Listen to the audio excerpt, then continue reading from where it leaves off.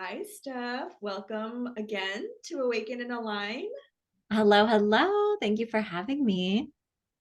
This is so exciting. We're recording this on Monday, November 7th, the day before the total lunar eclipse in Taurus. And right before we press record, we were just talking about how big of a deal this is. It just feels very faded, which I think everything in life is faded to some degree. But how are you feeling? Yeah, I mean, this eclipse is a big one. It's definitely stirring up pieces of my personal eclipse story that started back in November of last year. So, triggered to give the most honest and human response possible. I think it's impossible to not feel it in some way. But this one also feels a little extra juicy because it's the last eclipse that's going to activate the Saturn Uranus square. So Yeah. we'll continue having these eclipses next year, but this one in particular is like something's got to give. Yes, it feels like a pimple needs to be popped. Yes, yes, absolutely. I I feel love like that. something's gonna pop. Like I just get that feeling from the energy of the air, like something's going to explode, pop, be released because the energy needs to be released in some way. Yes, it's like all of that built up tension from our personal tectonic plates moving. There has to be a release. And the moon is to the degree in a partile conjunction with Uranus, the Mhm. disruptor, the innovator. So breakthroughs, awakenings, epiphanies, all of the above are on the menu. So I love talking to Stephanie because she is a fellow astrologer and we talk through astrology. Like I've always asked Stephanie, like, how you doing? And she'd be like, well, Pluto's really like fucking up my life. And I'm like, me too. It's like Yes, it's yes. we're in the same storm, but we're on our own journey. Like we're dealing with the same celestial bodies, but they manifest in different parts of our life. So like we can take our conversations to like the very very deep depths of the scorpionic ocean, but then we'll talk about like um the Gisele and the Tom Brady divorce and like somehow weave in astrology in that story. And so we have an announcement to make before we go any further with the astro weather. Do you want to say it? No, you do it. You do it. Stephanie and I are starting a TV show called The Witching Hour. And it's really that time of the nighttime where it's between like 3 and 5 a.m., where the veil is super thin. It's just, an hour before sunrise where mystical things happen. You might wake from a dream. It's the liminal space between dimensions and realms. And we talk about astrology, but like really in a fun way, but also we can take it to current events and, the stuff that's really happening in our personal lives. Um, Yeah, and I think one of the best ways for the astro curious to strengthen their skills, and like you were saying, we speak the language of the stars, which is one reason I adore you and love chit-chatting with you. But it's a whole other language to grasp. And if you are interested in becoming an astrologer, if you're just interested in staying up with your own chart or whatever the reason may be, the best way to grasp understanding of like how these archetypes and the planets and the themes manifest in your life is through like daily reflection of events. So Laura and I are going to talk about how these transits, like Venus square Saturn, like you can have some buzzwords that come to mind, but it's a lot different when you can start associating them with actual events or outcomes. And it also helps with any transit tripping. A lot of the times we can get ahead of ourselves and see like, oh my gosh, Pluto is going to oppose my sun in a couple of years. Like, what does that mean? But when you have these tangible examples, it can rein us back in, ground us, root us in reality. And yeah, so it's a great tool for learning. And then we'll obviously expand beyond that, like Laura was saying, and talk about the cultural zeitgeist. What are the astrological archetypes and how are they playing out on the world stage? Yeah, and the whole purpose of this is pattern recognition. So Stephanie and I both have our astro journals, and we like track the transits in our own, journaling practice, because when you can notice patterns that are not necessarily good for you anymore, like you want to break them, then you have pattern recognition and you know how to heal it. But you can't heal something you don't understand. So, what I love about astrology too is it's the study of time, patterns, and cycles. So, like right now, I'm in a Pluto story, Mm-hmm. which we've all been through since 2008. But since it's in its last phase, it's like really like it's our time to make that Pluto work for us.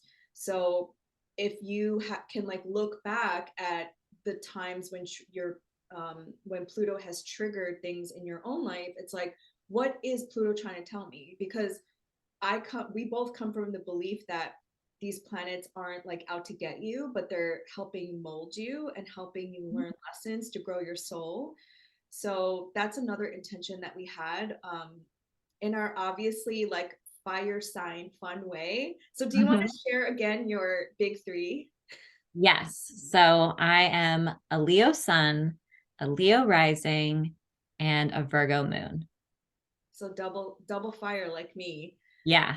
Yeah. I And yours? Do you want to share yours again? Yes, I am an Aries sun, Sagittarius rising, and Aquarius moon. So we're both Love that. double fire. You have a little earth going on. And you have the air, which is great. Yes. Very well-rounded duo right here. Yes, we have some key synastry that maybe we'll share on a different show. Yeah.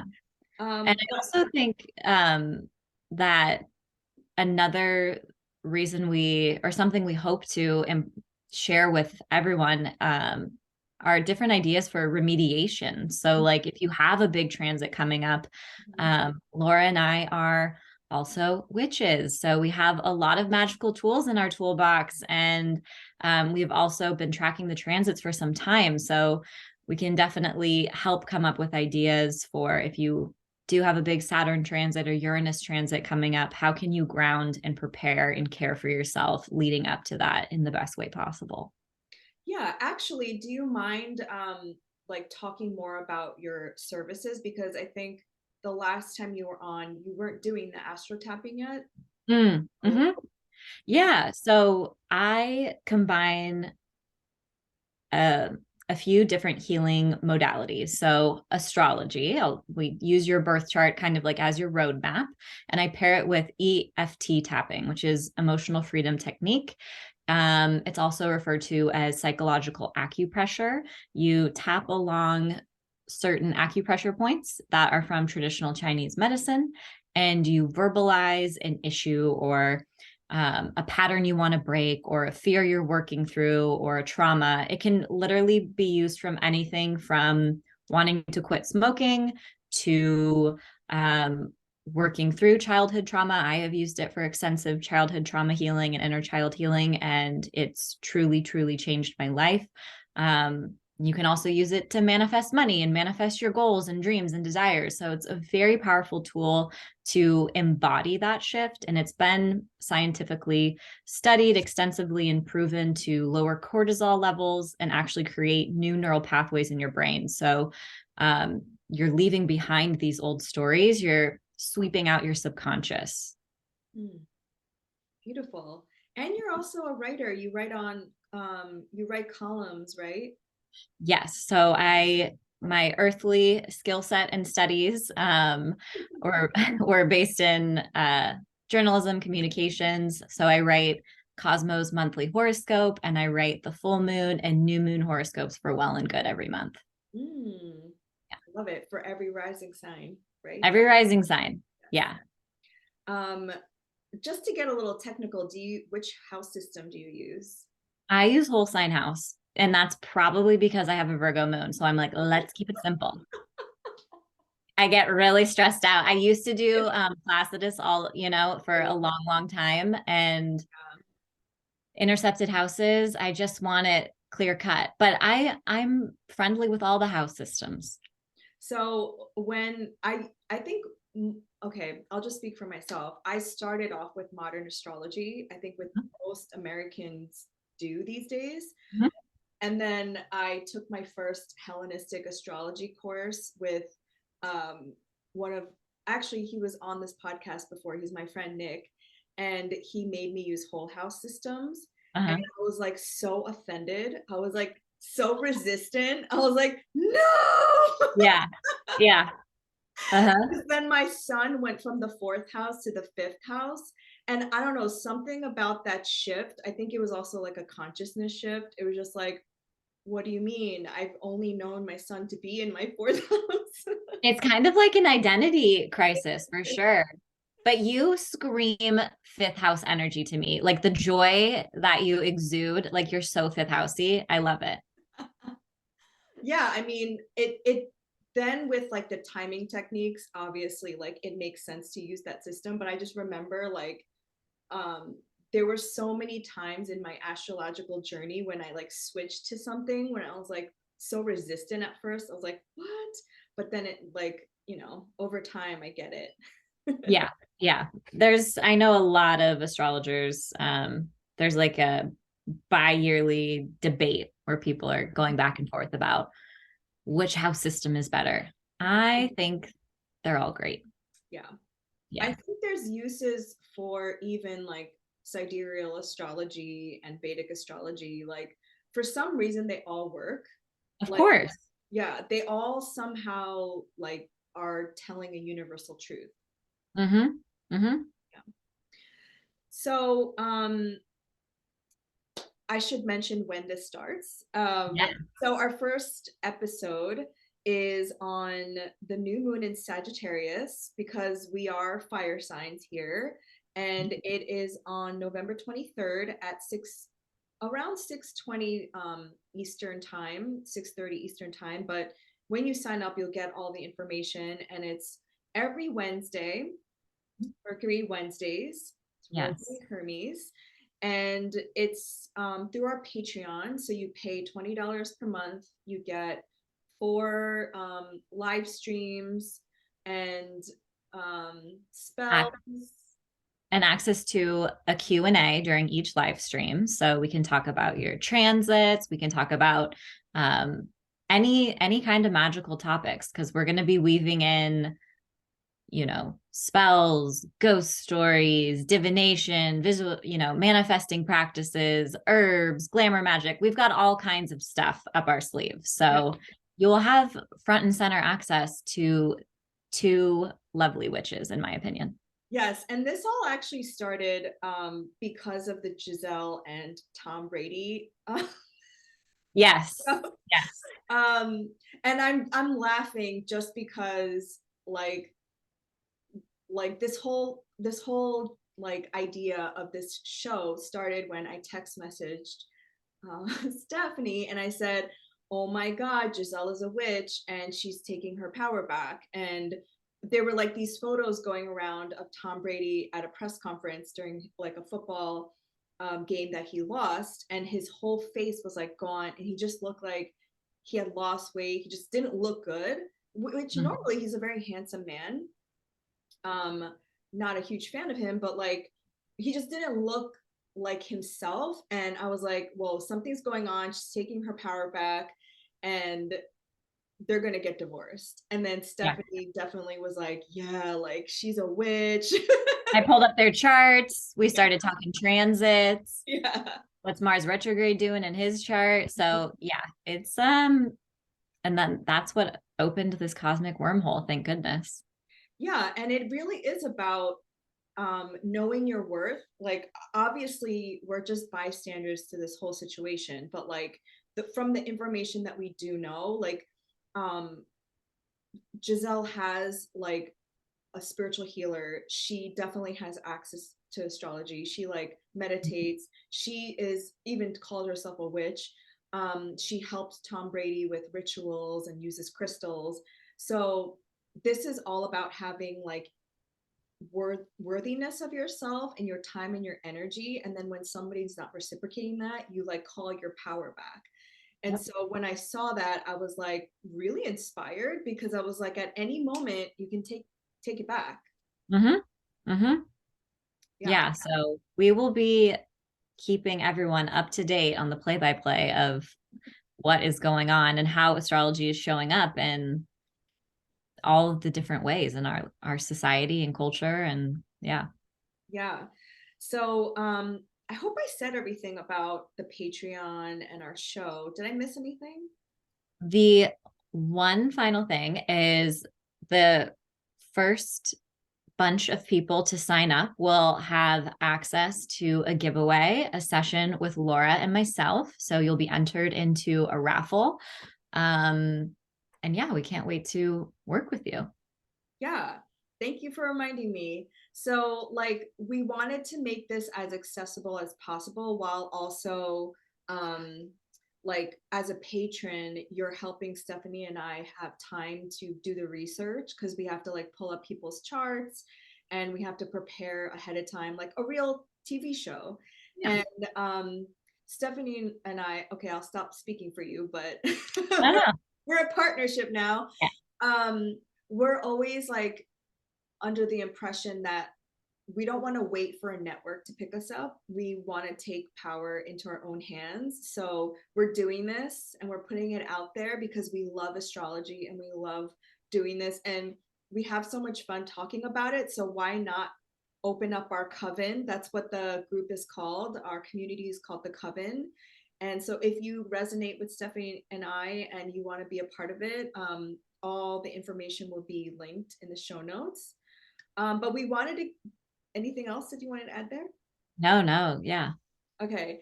But before we like wrap this up, we just wanted to give you a little taste and a little flavor of what the show would be like. And it's very, we have an outline because of Stephanie's Virgo moon, but um but I'm a mutable energy, so I go off the cuff sometimes and go off in different I need that. areas. And um I definitely like tap into the energy of the moment. And so right now it's the day before, hours before even the total lunar eclipse in Taurus. So Stephanie, if you don't mind me asking, what is your eclipse story? Yeah. So I will just start out with a slight trigger warning for people because my eclipse story involves some trauma and childhood abuse. But essentially, last year during the first lunar eclipse in Taurus, that was the eclipse that was a precursor for my dad dying. And we had a very intense, difficult relationship. And yeah, experienced a lot of trauma through that relationship. And the way eclipses play out, it's never exactly on an eclipse, right? So it's not like he died the moment the moon opposed the sun, but it was the the foundation was laid. You could tell the writing was on the wall. It was just soon. You could tell that it was coming soon. So yeah, by January, he ended up passing away, and I went out there and helped to care for him. But that was a big, big piece of my eclipse story and confronting him about, my experiences and trauma and abuse. And today is actually his birthday. And it's his first birthday since he's passed. And so it was interesting for me because I know that scientifically they say like traumaversaries are a real thing, right? Like even on someone's birthday, if they've passed, like usually you get triggered, you feel a lot, you're impacted by their memory. And as soon as the moon entered Taurus, I just started feeling like waves of grief kind of penetrating and coming in. So yeah, I'm just trying, I'm riding the wave right now. But that's a big piece of my eclipse story. And you're a fixed rising sign, so it's like triggering all your angular houses. And if you have no idea what we're saying, don't worry, we're going to explain this to you in Yeah. Yes, witching yes, hour. um, yes. but that's a big deal. So if you're a fixed rising sign like a Leo, Taurus, Scorpio, and Aquarius, like it's happening in a major way. It's a lot more personal. Mhm. Yeah. Hmm. What about you? How is the eclipse landing so far? So the eclipses are triggering my sixth and 12th houses, which um I have a whole different relationship to the sixth house, which I think I might have mentioned to you. Mhm. Because for me, the only thing, um, I have Chiron and Taurus in my sixth house, and it's always kind of just like sat there, and I never paid attention to it, but it is it is trine to my south node, and it's sextile to my north node. So I just started paying attention to it this year when the nodes changed, and I was like, there's a story there that I need to look into because it's very Mm. important to my like destiny and like what I'm releasing in this lifetime. And Chiron and Taurus for me is about like my wound of scarcity and my wound of lack and insecurity, right? Because it is also trying to my South Node in Capricorn in my second house. And I think in my past life, I must have like held a lot of wealth that I didn't share with people. And so in this lifetime, it's like releasing my need to always have money as a form of protection, and like money defining my value and my wealth and my like um, worth and value. And so I have to go towards the North Node, which is Cancer. And like in the eighth house, it's like sharing and community and being that mother archetype. And um, the eclipse is triggering that, is like making me, 12th house Scorpio, like really address fears Mm. that I've kind of just allowed to simmer in the background of my life, like unconscious. That's what the unconscious is. And never even realized how many of my fears I just like took as like my personality. Like Mhm. that, like I was like, wait a minute, why do I always feel like I don't have enough? Or it really is healing my scarcity mentality, because sixth house sixth house is not just health of your body, but like your mind and like the quality of all areas of your life. I heard an astrologer say, and I don't remember her name, so I'm sorry if you're listening to this, but the sixth and 12th houses is like how you make your dreams a reality and how you anchor down, like, in a very tangible and real way, like, your dreams become manifest in the sixth house. Mhm. And I just was like, wow, that's like a totally different way of seeing it. And with Uranus being there, it's like these like epiphany moments where I'm like, oh my God, because it's lighting up my 12th house, like things Mhm. I just had never seen before. Yeah.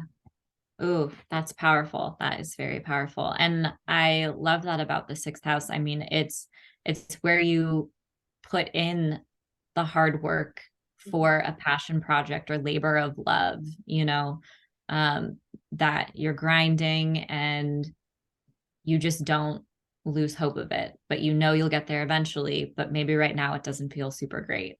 But Yeah. that is part of it. Yeah, and in Hellenistic astrology, it's the house of bad fortune. Yes. But I just think it's bad fortune when you don't put in the effort of what your soul is meant to do in this lifetime. And if you're not creating structures that support your rest, your mind, your body, your spiritual self, Yes. then I think that that's when the bad fortune Mhm. can really Yes. speed up. I have natal Saturn, Uranus, Neptune all conjunct in the sixth house. So I'm a very sixth housey. Oh my gosh. Yeah, I know. In So Capricorn, right? Yeah. Capricorn, yeah. Wow. Wow. That's a lot of work.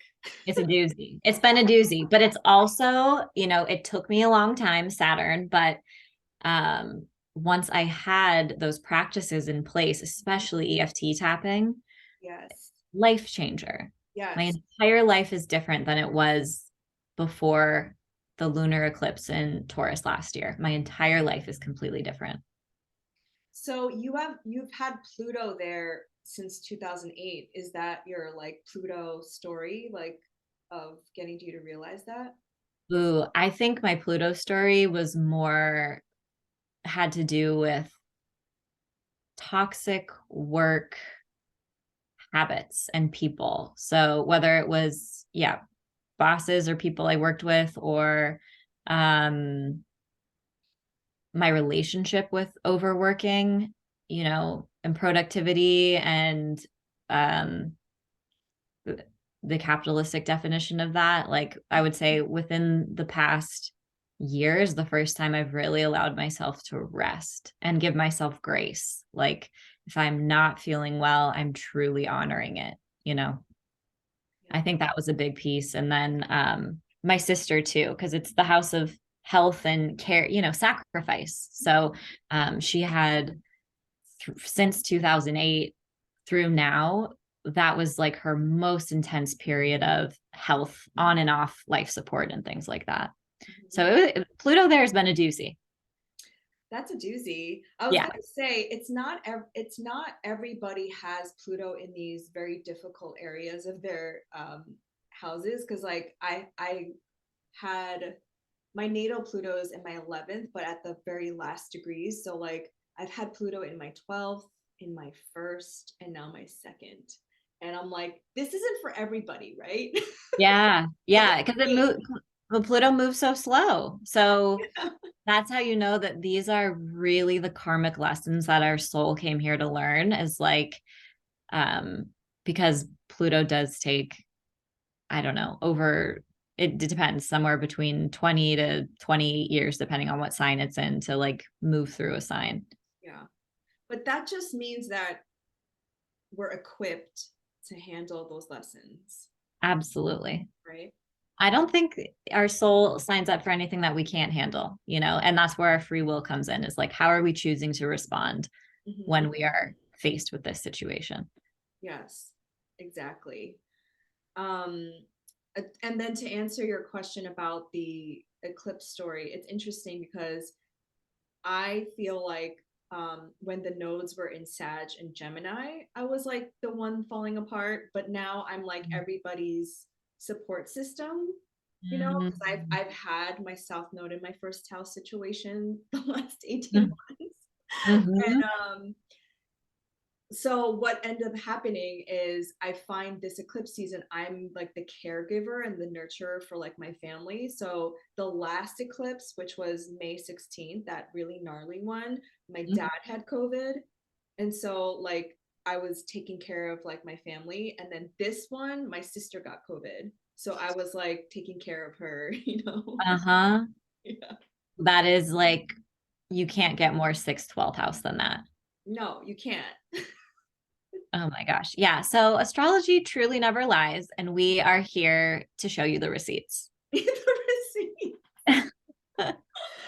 So, have you been seeing these archetypes playing out in social media or like in pop culture? Oh, I mean, yeah. I mean, I just feel like right now is a very polarizing time, an intense time. Look at what's happening with Twitter and everything going on there. That is a much larger story that we should definitely discuss. But um, a Yeah, lot of, you did yeah. research on that, right? I have his chart in front of me. I don't know if it's his official time. I don't know what the rating is, but according to the chart I found online, he's a late degree Gemini rising, which means Mars retrograde, stationed retrograde on his ascendant. So Mm-hmm. no surprise. And his reputation is going down the toilet. Mm-hmm. I mean, Yeah. And Twitter has Mars in Gemini. ooh, Yeah. in Twitter's first tweet chart.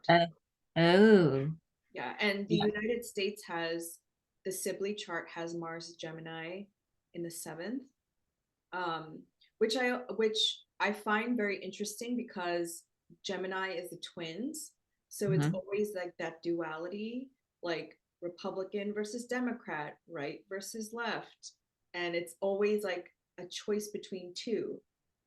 Mm-hmm. Um, Mm-hmm. yeah, the polarization.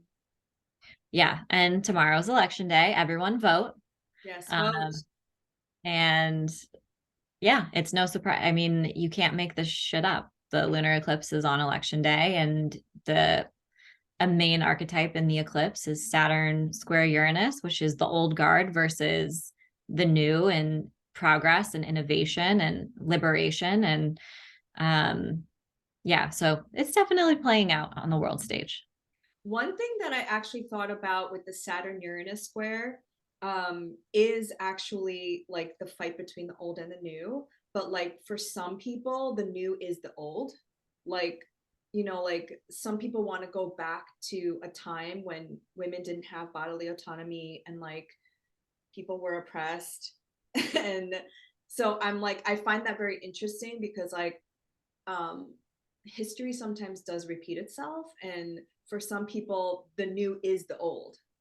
Yep, 100%. It's wild, and I'm like, um, I can't tell people who to vote for, what to do. I just obviously I have my stance on a lot of things that we need to um, just be able to exist and Mm-hmm. have our bodily autonomy, but Yeah. that's just me. Uh-huh. I And do. me. I'm like, I do love my highways. I Uh-huh. love Mother Earth.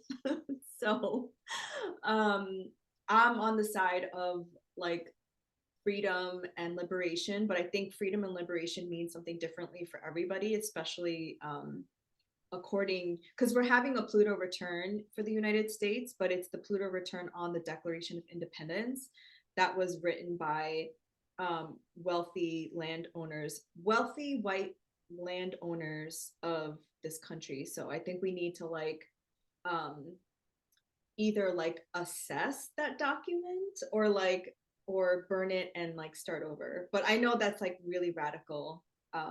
It's very Uranus. Well, it's also, I think, necessary. And yeah, I think Pluto's entrance into Aquarius, which we'll definitely be talking about in one of these episodes, that is going to be a major, major foreshadowing moment of that story, too. Yeah, and something that Stephanie and I have been talking about a lot in our own private conversations is how much is going to change before March of 2023 because Pluto will just make a dip into Aquarius and then Saturn will move into Pisces by March 2023. And Mars will finally leave Gemini. Yes. Mars So, finally moved Gemini. yes. So I So feel we're like so much is going to change. Like we're going to change. We we'll are be changing. completely new people for We're sure. completely new Those people. those are slower moving planets, and so the shifts, they're felt. It's not like Venus moving through the signs and spending 3 weeks in a sign, and you notice subtle shifts and things here or there. These are major, a different, depending on what your rising sign is. um, New topics are coming into focus in your life. Are you excited about these changes? These like moves? I'm not excited about Saturn and Pisces, but that is just from a personal perspective. It's going to oppose my moon real quick. Um, and it's entering my eighth, which screams grief, but that's okay. I'm a Leo stellium, so I'll just do my best to stay posy, and honor time and space for my grief when I have the waves come. Yeah. Um, I'm kind of excited about Pluto entering Aquarius. Um, yeah, I'm trying to stay open-minded about it. It's gonna go into my seventh, so we'll see. New partnership. Look at this powerful partnership. um, I'm sure the Aquarius risings are just like, what the fuck? Yes. Yes. But it could be really, really exciting. Mhm. Like Pluto's, you just have to face your fears, which sounds easier said than done, I know. But once you surrender, Mhm. Pluto's pretty helpful once you surrender and you Yeah, start paying attention. we can do a whole week episode around Pluto because we each have our own Pluto story, Plutonian Mhm. story, and you have a natal, like pretty intense natal Pluto, right? Yes. So I'm a Leo rising, which makes the sun my chart ruler. And to the degree I have sun square Pluto. So Pluto is in my fourth house in Scorpio, and my Leo sun is in the first house. So I'm a Pluto kid through and through. That shit gets triggered a couple times a year during all the fixed time seasons. So, I got some advice. Yeah, that's intense. That's an intense square. Wow. It's an intense aspect, but I've really come to love the guy. Yeah. Yeah. I have Neptune square my sun, and I can give anybody help with Neptunian things. Yes. Yes. I mean, the outer planets are so they're tricky. So we definitely have some wisdom that Yeah. we can impart. And also, my sun is conjunct this fixed star called Sheet. Have you heard of the fixed star? It's at Yeah. 29 Pisces right now because it's on Yes. IC. And every time I hear an astrologer talk about it, they're like, it's like shipwrecks and flooding and feeling lost. And I'm like, that explains so much. That's part of the actual constellation, right? It was part of the story is a big ship or something like that. Oh, I don't know the actual story of it, but I have a book. I'll look it up and send you some notes. But that's what I remember reading about it. okay, I would love to hear that because I've only heard negative things. Uh-huh. I know the fixed stars, we'll talk about those too, but they freak me out a little bit. They all sound really intense and really malefic. So I want to almost like bring in our own like modern, like how this could apply for like a daily life. Like I'm trying to do that with a lot of the mythology, the Greek mythology, because a lot of it's definitely intense and um like you know. Yes, yes, it's like worst case scenario, but it's definitely we can make it more accessible and show you the positive and benign ways that these archetypes show up in your life. Yes. And we're also going to like share our resources because there's tons of books that I read. There's people that Stephanie and I learn from separately, and we'll share like as much as we can with you and like just be a community that really shares and goes through this journey together. Um, was there anything else you wanted to share or talk about before? I think that's the gist of it, but I'm really looking forward to being witchy with all of you. Yeah, the witching hour. Yeah. So come join us. It's a week from now. It's going to be fun and it's going to be on a day when Jupiter goes direct, new moon in Sagittarius. It's our vision. We're going to point our arrows to the sky and what is it? Shoot our shot. Yeah, into the horizon. Yeah, Big picture. Uh-huh. exactly. Mhm. Thank you so much, Stephanie. And I'm so excited. Thank you. We'll see you soon at the witching hour.